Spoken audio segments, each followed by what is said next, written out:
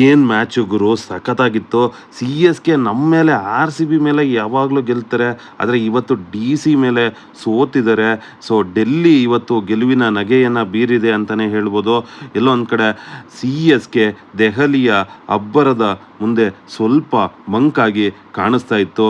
ಗೆದ್ದಿದ್ದು ಡೆಲ್ಲಿ, ಆದರೆ ಯಾಕೋ ಗೊತ್ತಿಲ್ಲ, ಅಲ್ಲಿ ವಿಶಾಖಪಟ್ಟಣಂನಲ್ಲಿ ಸಾಕಷ್ಟು ಜನ ಚೆನ್ನೈ ಫ್ಯಾನ್ಸೇ ಇದ್ದರು. ಅಲ್ಲಿ ಡೆಲ್ಲಿ ಫ್ಯಾನ್ಸ್ ತುಂಬಾ ಕಮ್ಮಿ ಇದ್ದರು. ಅಲ್ಲಿ ಧೋನಿ ಅವರ ಫ್ಯಾನ್ಸ್ಗಳ ಒಂದು ಕ್ರೇಜ್ ಸಿಕ್ಕಾಪಟ್ಟೆ ಜಾಸ್ತಿ ಇತ್ತು ಗುರು. ಆ್ಯಕ್ಚುಲಿ ಪೃಥ್ವಿ ಶಾ ಸಖತ್ತಾಗಿ ಆಡಿದ್ರು. ವಾರ್ನರ್ ಅವರು ಕೂಡ ಉತ್ತಮವಾದಂಥ ಒಂದು ಬ್ಯಾಟಿಂಗ್ ಮಾಡಿದ್ರು.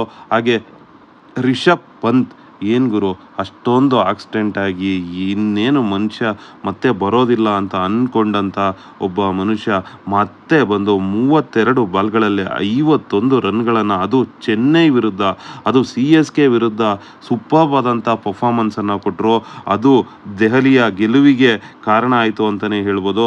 ಒಂದು ಅದ್ಭುತವಾದಂಥ ಬ್ಯಾಟಿಂಗ್ ಬುನಾದಿಯನ್ನು ಹಾಕ್ಕೊಟ್ರು. ಚೆನ್ನೈಗೆ 192 ರನ್ಗಳ ಗುರಿಯನ್ನು ಕೊಟ್ಟಿದ್ರು ಡೆಲ್ಲಿ ಅಂತಲೇ ಹೇಳ್ಬೋದು. ಸೊ ಎಲ್ಲೊಂದು ಕಡೆ 192 ರನ್ಗಳು ಆ ಪಿಚ್ನಲ್ಲಿ ಸಾಕಷ್ಟು ಒಳ್ಳೆ ಮೊತ್ತ ಅಂತಲೇ ಅನ್ಬೋದು.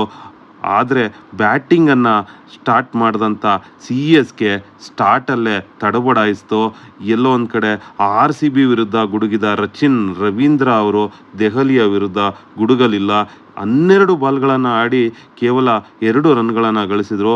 ಇಂದಿನ 2 ಪಂದ್ಯಗಳಲ್ಲಿ 200 ಸ್ಟ್ರೈಕ್ ರೇಟ್ ಇದ್ದಂಥ ಸಚಿನ್ ರವೀಂದ್ರ ಅವರು ದೆಹಲಿಯ ಬೌಲಿಂಗ್ ಮೇಲೆ ನಿಜಕ್ಕೂ ಸ್ವಲ್ಪ ತಡಬಡಾಯಿಸಿದ್ರು ಅಂತಲೇ ಹೇಳ್ಬೋದು. ಸಿ ಎಸ್ ಕೆಯ ಮೊದಲ 2 ವಿಕೆಟ್ಗಳನ್ನು ಖಲೀಲ್ ಅಹ್ಮದ್ ಅವರೇ ಕಿತ್ತರು. ಸೊ ಅಲ್ಲಿ ಗಾಯಕ್ವಾಡ್ ಅವರು ಕೂಡ ಅಷ್ಟೊಂದು ಚೆನ್ನಾಗಿ ಆಡಲಿಲ್ಲ. ಅವರು ಕೂಡ ಕೇವಲ 2 ಬಾಲ್ಗಳಲ್ಲಿ ಒಂದೇ ಒಂದು ರನ್ಗಳನ್ನು ಮಾತ್ರನೇ ಗಳಿಸಿದ್ರು. ಆದರೆ ಅಜಿಂಕ್ಯ ರಹಾನೆ ಸ್ವಲ್ಪ ತಳ ಊರೋದಕ್ಕೆ ಪ್ರಯತ್ನ ಪಟ್ಟರು. 30 ಬಾಲ್ಗಳಲ್ಲಿ 45 ರನ್ಗಳನ್ನು ಗಳಿಸಿದ್ರು. ಆದರೂ ಕೂಡ ಅಲ್ಲಿ ಫಲ ಸಿಗಲಿಲ್ಲ. ನಂತರ ಡೆರೆನ್ ಮಿಚೆಲ್ ಕೂಡ ನೋಡಿದ್ರೆ 26 ಬಾಲ್ಗಳಲ್ಲಿ 34 ರನ್ಗಳನ್ನು ಪಡೆದ್ರು. ಆದರೆ ಅಲ್ಲಿ ನಿಜಕ್ಕೂ ಆಟ ಇದ್ದಿದ್ದೇ ಮಹೇಂದ್ರ ಸಿಂಗ್ ಧೋನಿ ಅವರು ಕ್ರೀಡಾಂಗಣಕ್ಕೆ ಬರೋ ಟೈಮಲ್ಲಿ ಆಲ್ರೆಡಿ ಸೋಲು ಕಟ್ಟಿಟ್ಟ ಬುತ್ತಿ ಅನ್ನೋವಂಥ ಪರಿಸ್ಥಿತಿ ಇತ್ತು. ಆದರೂ ಕೂಡ ಸಿ ಎಸ್ ಕೆ ಫ್ಯಾನ್ಸ್ಗಳ ಅಬ್ಬರ ನೋಡಿ ನಿಜಕ್ಕೂ ಆಶ್ಚರ್ಯ ಆಗ್ತಾಯಿತ್ತು ಫ್ರೆಂಡ್ಸ್. ಈ ಸಿ ಎಸ್ ಕೆ ಫ್ಯಾನ್ಸಲ್ಲಿ ಅಂದರೆ ಅವ್ರಿಗೆ ಆಲ್ರೆಡಿ ಒಂದು ಪಕ್ಕ ಸೋಲು ಕಟ್ಟಿಟ್ಟ ಬುತ್ತಿ ಅನ್ನೋವಂಥ ಪರಿಸ್ಥಿತಿನಲ್ಲಿತ್ತು. ಆದರೆ ಧೋನಿ ಅವರು ಒಂದೊಂದು ಸಿಕ್ಸರ್ ಹೊಡೆದಾಗಲೂ, ಒಂದೊಂದು 4 ಹೊಡೆದಾಗಲೂ ಇಡೀ ಕ್ರೀಡಾಂಗಣ ತುಂಬಿ ತುಳುಕ್ತಾ ಇತ್ತು, ಡ್ಯಾನ್ಸ್ ಮಾಡ್ತಾಯಿತ್ತು, ಸಂಭ್ರಮಾಚರಣೆಯಲ್ಲಿ ತೊಡಗಿತ್ತು ಅಂದರೆ ತಪ್ಪಾಗೋದಿಲ್ಲ. ಅದು ಧೋನಿಯವರ ಕ್ರೇಜ್. ಸಿ ಎಸ್ ಕೆ ಧೋನಿಯವರ ಮೇಲೆ ಅಷ್ಟರ ಮಟ್ಟಿಗೆ ಒಂದು ನಂಬಿಕೆಯನ್ನು ಇಟ್ಟಿದೆ. ಯಾವ ಮೂಮೆಂಟಲ್ಲಾದರೂ ಧೋನಿಯವರು ಮ್ಯಾಚನ್ನು ಎಲ್ಲಿಂದ ಎಲ್ಲಿಗೆ ಬೇಕಾದ್ರೂ ತೊಗೊಂಡು ಹೋಗ್ತಾರೆ ಅನ್ನೋವಂಥ ಪರಿಸ್ಥಿತಿಯಲ್ಲಿ ಚೆನ್ನೈ ಫ್ಯಾನ್ಸ್ ಕುಣಿದು ಕುಪ್ಪಳಿಸ್ತಾ ಇದ್ರು. ಸೋತ್ರೂ ಪರವಾಗಿಲ್ಲ, ಧೋನಿಯಲ್ಲಿ ಸಿಕ್ಸರ್ ಹೊಡೆದ್ರೆ ಸಾಕು ಅನ್ನೋಂಥ ಪರಿಸ್ಥಿತಿ ಇತ್ತು. ನಿಜಕ್ಕೂ ಖುಷಿಯಾಗತ್ತೆ.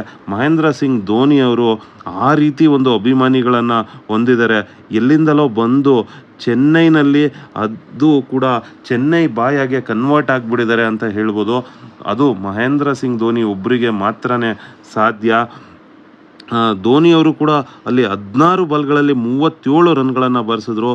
ಈ ವಯಸ್ಸಲ್ಲಿ ಅವರಿಗೆ ಇಷ್ಟು ವಯಸ್ಸಾಗಿದೆ ಅಂತ ಯಾರು ಹೇಳೋಕ್ಕೆ ಸಾಧ್ಯ ಇಲ್ಲ. ಈಗ ಕೂಡ 231 ಸ್ಟ್ರೈಕ್ ರೇಟಲ್ಲಿ ಬ್ಯಾಟ್ ಬೀಸಿದ್ದಾರೆ ಗುರು. ಒಂದು ಕಡೆ ಜಡೇಜಾ ಕೂಡ ಉತ್ತಮವಾಗಿ ಆಡಿದ್ರು. 17 ಬಾಲ್ಗಳಿಗೆ 21 ರನ್ಗಳನ್ನು ಗಳಿಸಿದ್ರು.